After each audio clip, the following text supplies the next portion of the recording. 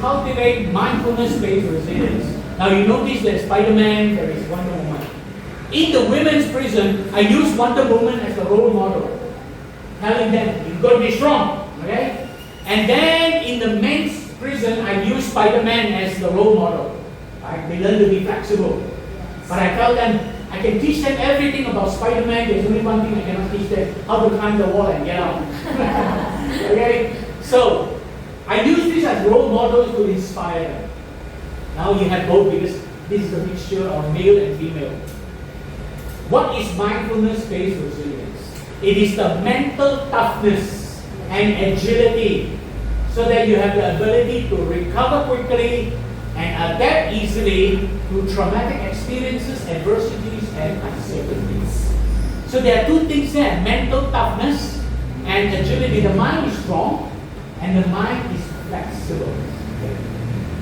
So what is mental toughness and what is mental agility? Mental toughness basically is the strength of the mind. The mind is strong that helps you recover from the situation.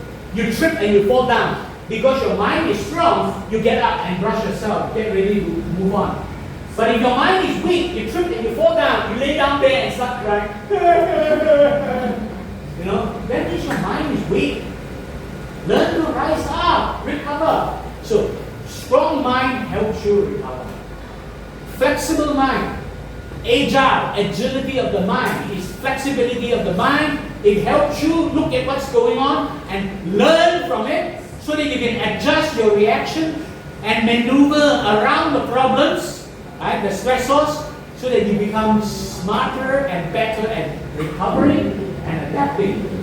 So you learn to be a better person. You recover and adapt, adjust yourself so that next time the same problem happens again, you won't get so badly hurt. You might still get hurt, but maybe not so badly now. You learn to adjust yourself. So both.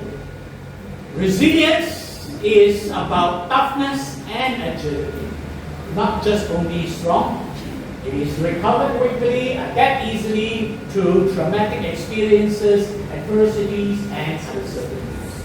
That is what mental strength and mental agility can help you to recover and adapt.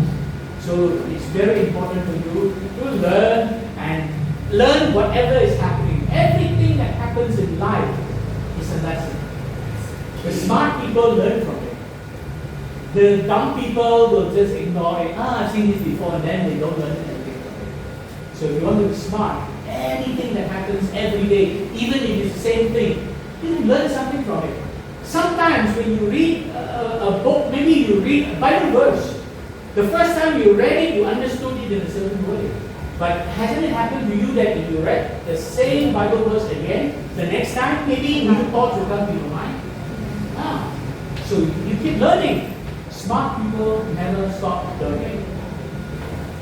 So now, mindfulness. One of the famous people, Dr. John Kabat-Zinn, founder of mindfulness-based stress relief reduction, he says, mindfulness is the moment-to-moment, non-judgmental awareness cultivated by paying attention on purpose in the present.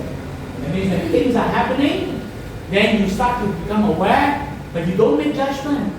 Right? You pay attention to what's going on. That is mindfulness. And then you learn something from it. You realize how it is affecting you. Now I'm going to show you how to translate this into practice. Right? How to practice mindfulness. First, the important thing is when things are happening out there, it is not about what is happening. It is about how it is affecting you. When things are happening, ask yourself, be aware and alert. How is this affecting me? What is it changing inside me? How is it making something to happen inside me? And there are 4 areas that affect you. First is stress hormones are released. So your body changes. So stress hormones causing the changes in the body. And because there are changes in the body, you feel something from it. The next part is you start to have sensations and feeling, oh, this is uncomfortable. Oh, my muscles are all tensed up. You have this. When you are aware of this, realize that you are now under stress. realize that you need to do one very important thing. What is the one thing you need to do? Relax. Not relax. Relax. There's a big difference between relax and relax. Then learn to relax. And then, if you don't relax, it affects your mind now. Mental disturbance. The emotions are aroused. And then you begin to think badly. You have perceptions. You have thoughts and desires arising. This is all what mindfulness training will help you. Realize that your body is changing because of the stress hormone.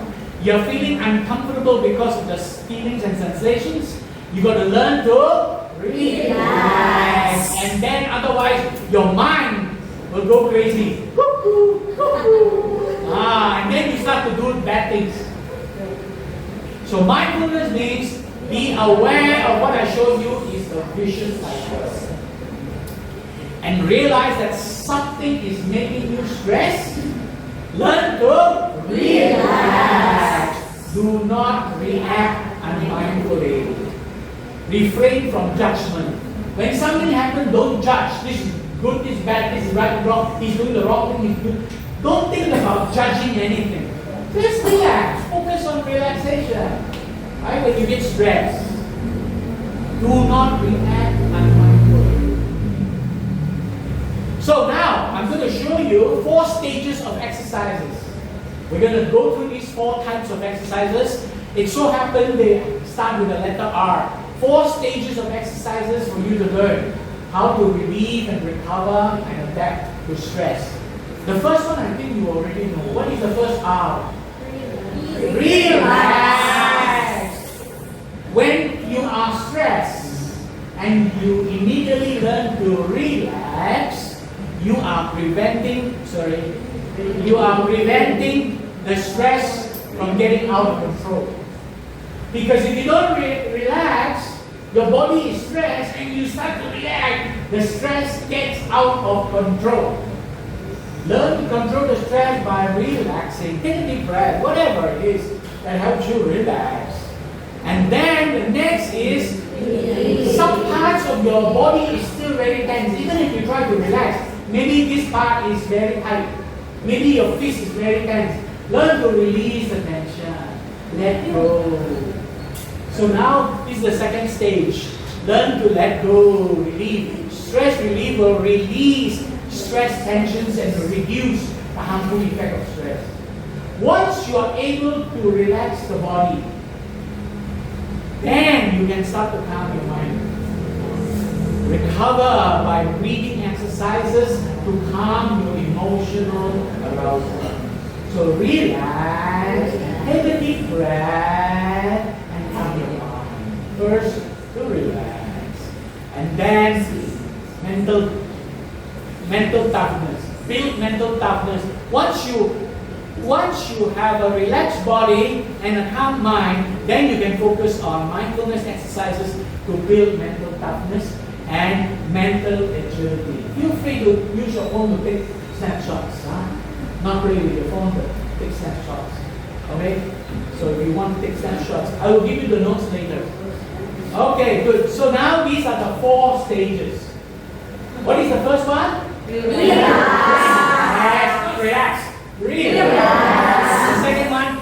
Relieve. The third one? Recover. The fourth one? Resist. Remember the question I asked earlier?